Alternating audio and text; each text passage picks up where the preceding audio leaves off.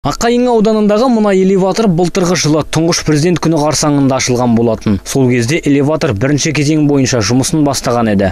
Бірінші жылы тексерістен жақсы өткен дейді. Элеватордың жалпы сыйымдылығы 60 мың тонна. Әр бункердің 5 мың тонна астықты қабылдауға қауқары бар.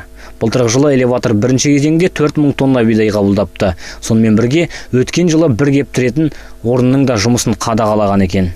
Пробный запуск у нас был в прошлом году.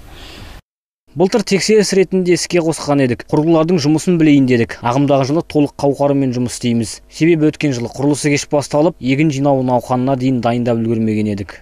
Темір жол желілер арқылы астықты қабылдауға да мүмкіндік бар. Бұл элеватордың тағы бір маңызды артықшылығы. Яғни темір жолмен астықты еліміздің басқа да өңірлері алыс және жақын шетелдерге шығаруға болады. Ал мына бөлмелерде танап басынан әкелінетін астықты тексеруден өткізетін зертханалық құрылғылар орналасқан. Әрбіреуінің мұнда маңызы зор. Барлығы да заманауи құрылғылармен жабдықталған. Имеются все необходимые приборы, которые прошли поверку государства.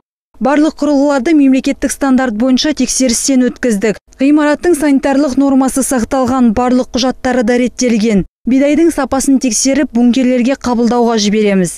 Қазіргі таңда элеватор жанынан бидай өңдеу орнының құрылысы қызу жүріп жатыр. Іске қосылса, бидайды өңдеп, оның кебек сатумен де айналыспақ ниетте. Бұлардың барлығы аудан тұрғындарына тиімді болады деп отыр.